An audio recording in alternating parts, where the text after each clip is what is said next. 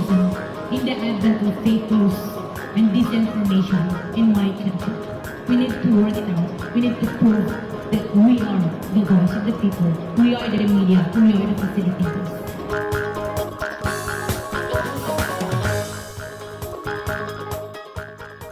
Ania na ang mga balita nga nahagpat sa Newsline Philippines Information Center. Ako si Paul Palacio. Tutok na!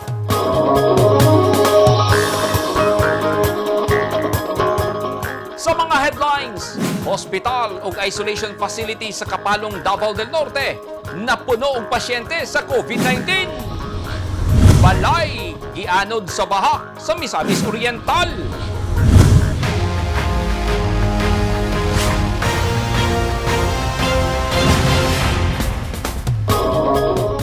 Sa detalye sa atong mga balita, puno na ang mga isolation facility o hospital sa lungsod sa Kapalong, Davao del Norte tungod sa kalit nga pagsaka sa ihap sa mga natakdan sa coronavirus disease kon COVID-19. Busa nanawagan ang Task Force on COVID-19 sa lungsod ngadto sa ilang katawhan nga sundon ang tanang gipatumang health protocols. Ani ang report. Human sa 26 ka adlaw nga walay natalang kaso sa coronavirus disease ang lungsod sa Kapalong, Davao del Norte. Kalit nga napuno ang ilang hospital ug isolation facility og pasyente. Kini human kalit nga misaka ang kaso sa COVID-19 sa hisgutang lungsod. Matud ni Mayor Maria Teresa Timbol, gikan sa zero, kalit nga misaka ang kaso ug napuno ang ilang isolation facility ug ang ilang hospital napuno na usab. Puno kaayo mga ospital. Naka-relax lang mi kadali og pila ka days kaya ang Kapalong nag-zero COVID me for 26 days. So naka-relax mi gamay niya karon murag paspas na pod ang among cases murag nag-surge mig balik. Pero there are cases nga dili sa amo na swab test no nagikan sa ospital, nagikan sa mga private nga mga laboratories nga nag-positive pero taga Kapalong nagtrabaho outside Kapalong. So natakdan sila. Tungod niini nanawagan ang mayor. Ang himalaan nako ang diri sa ospital is ang ilaang beds diha na yata sa mga 15 or to 20 ka rooms ang available. Yamong isolation code kaning LGU owned na ami bago na construct nga 24 rooms plus 12 rooms. Nami 36 nga isolation rooms. As of karon puno gyud siya. Kay karong nga adlaw ang among cases nanami sa 59 cases. Oo, paspas. Oo. Zero muna, nag-10, nag-30, then gahapon, nag-59. Yung murag na po i-endorse karon ang private nga mga laboratories o nagikan po sa ospital nga nag-positive po. Katuyon ako kaganiha nga nag-work outside Kapalong. Nga nakakuha sila og COVID dito sila mga workplace po. Pagsugat sa tuig 2022, kalit nga misaka ang kaso sa COVID-19 sa nasud. Karong adlaw, Enero 26, mitala ang Department of Health og 15,789 ka bag-ong kaso sa COVID-19. Samtang ang gobyerno padayong nag-awhag sa katawhan nga magpabakuna og sundo ng health protocol sama sa kanunay nga tarong pagsuot sa face mask, paghugas sa kamot ug pag-obserba sa social distancing aron malikay sa infeksyon. Edith Kaduay, Newsline Philippines. Stay safe!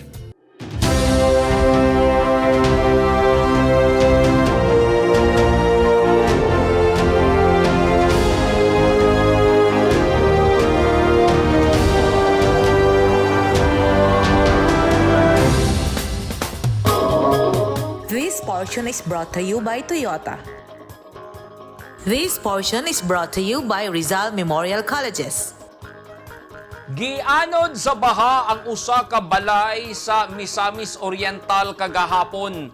Ang balay gitukod daplin sa sapa og swerte kay walay taw ang balay dihang gianod kini. Ang aktual nga pagkaanod sa balay nakuhaan og video sa cellphone. Ani ang report ni Eugene Hinutan.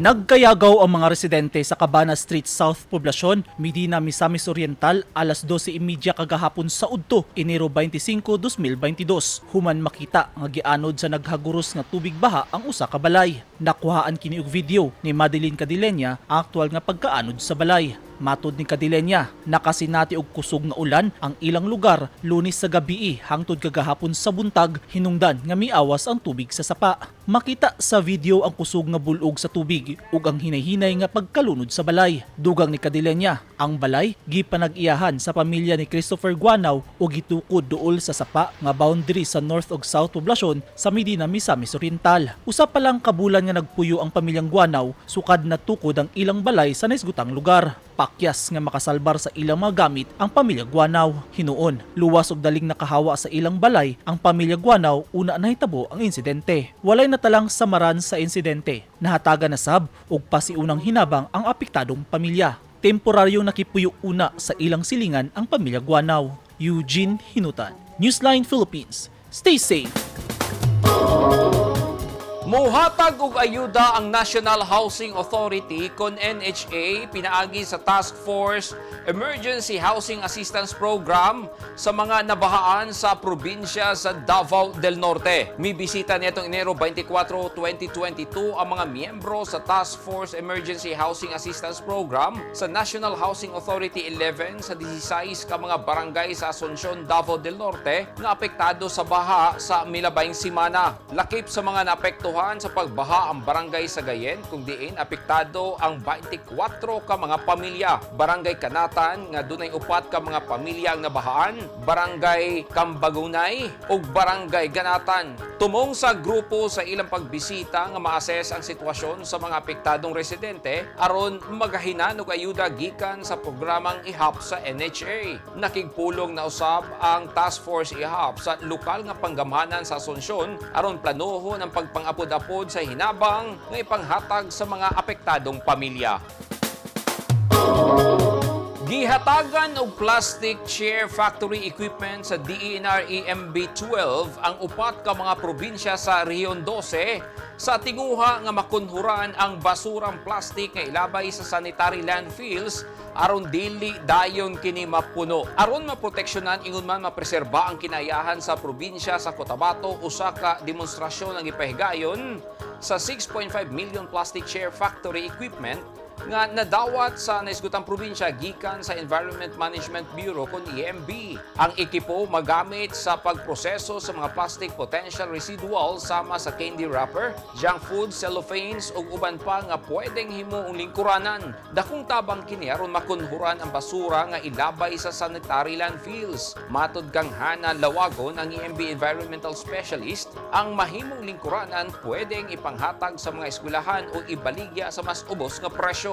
4 ka mga probinsya sa Rehiyon 12 ang nahatagan sa naisgutang ekipo gikan sa EMB nga gilangkuban sa South Cotabato, Sarangani, Sultan Kudarat ug North Cotabato. Ang aktibidad gipahigayon kaganiha Enero 26, 2022 sa Agri Center Covered Court sa Amas, Kidapawan City. Gitambungan ang aktibidad nila Committee on Agriculture Board Member Krista Piñol Solis, EMB-12 Ecological Solid Waste Management Section Chief Suraya Meditar, Provincial Agriculturist Sustines Balanag ug ubang personahe sa Office of the Provincial Agriculturist. At tangi! Duha ka mga lalaki sa lungsod sa Matalam, Cotabato, dakpan human na maligya og smagal nga sigarilyo. O duha sab ka mga driver sa lungsod sa Malapatan, Sarangani Province na dakpan sa managlahing drug bypass operation.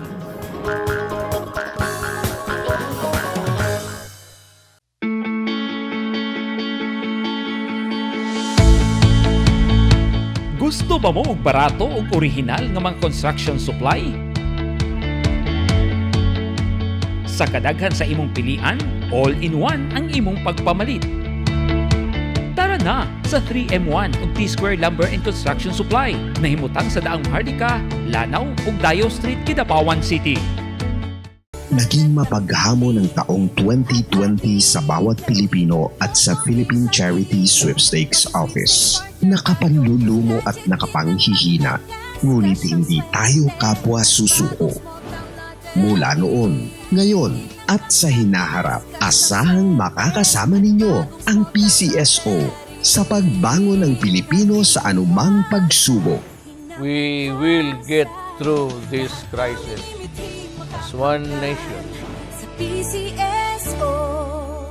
Ang mga taong dunay mga ginahambin nga mga grabing mga balatian o comorbidity, hilabi na ang mga senior citizen, sila ang mas delikado nga maigo sa coronavirus disease COVID-19. Busa dubling pag-amping ang himuon og tambali ang mga ginahambin nga mga sakit. Ang pagtumar sa Bilonga Gold Herbal Capsule is a food supplement makatabang aron mapunggan nga musamot ang mga balatian. Turmeric uluyang dilaw ang nagunang sagol sa Bilonga Gold. Gisagulan og sodium ascorbate o vitamin C aron mas mulig-on ang immune system. Ang Bilonga Gold Herbal Capsule mapalit sa mga butika.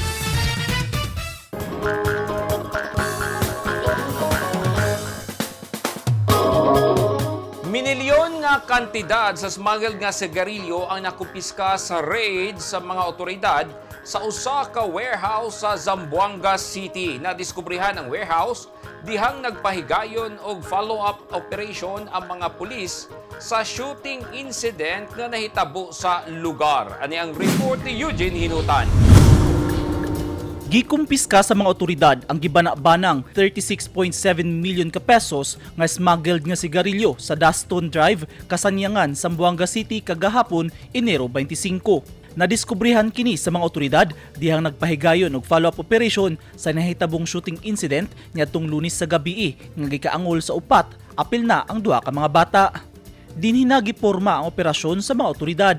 Kauban ang Bureau of Customs, Philippine Center on Transnational Crime Western Mindanao, PDEA, Zamboanga City PNP, CIDG ug CSU nga gipanguluhan ni Police Colonel Alexander Lorenzo ang OIC sa Zamboanga City PNP. Sulod sa warehouse ang 1,038 master cases kun mga kahon sa klase-klaseng smuggled nga sigarilyo nga gibana-bana ang mukantidad sa 36.3 million pesos. Samtang laing 60 master cases sa smuggled nga sigarilyo sab ang nadiskubre sa mga otoridad nga gisakay sa usa ka closed van truck nga mukantidad og 400,000 pesos.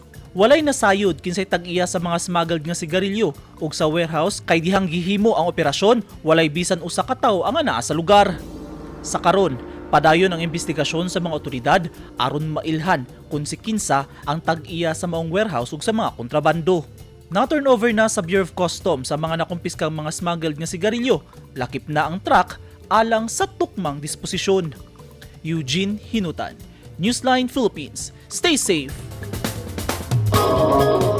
Gidakop sa mga pulis ang duha ka mga lalaki nga namaligya og smuggled nga sigarilyo sa Parokya Lubel, poblasyon lungsod sa Matalam, North Cotabato nitong Lunes, Enero 24, tuig 2022. Sa miaging semana, hapit 30 milyones pesos nga kantidad sa smuggled nga sigarilyo ang naharang sa Bureau of Customs sa Pantalan sa Panabo City, Davao del Norte. Ani ang report ni Eugene Hinutan.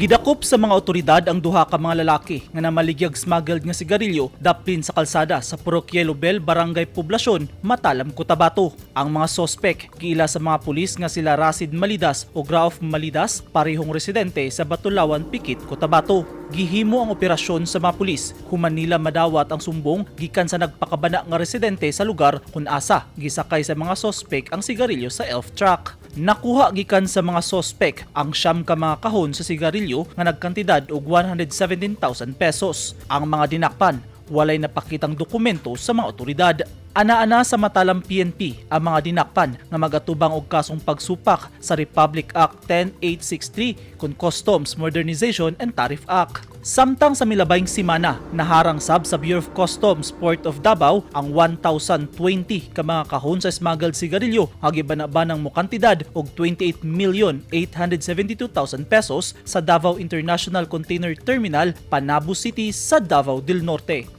Eugene Hinutan, Newsline Philippines. Stay safe!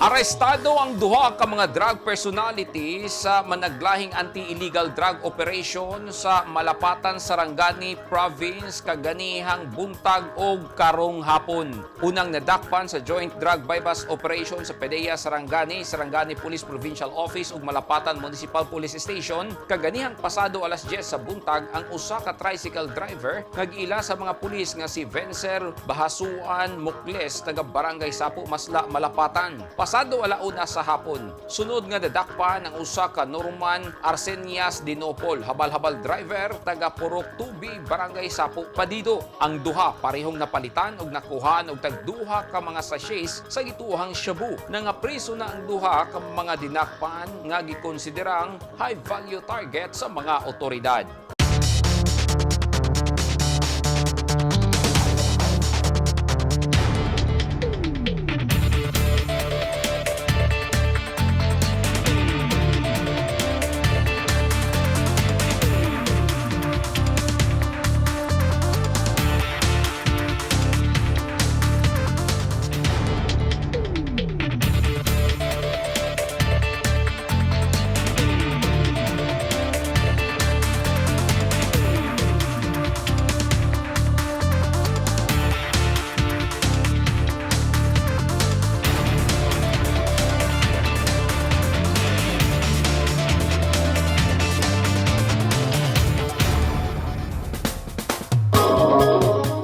Kadto naghingpit sa mga balita nga nahagpat sa Newsline Philippines Information Center. Alang sa dugang balita, bisitaha ang website nga www.newsline.ph, sa Facebook page, Instagram, newsline.ph ug sa Twitter, newsline.ph.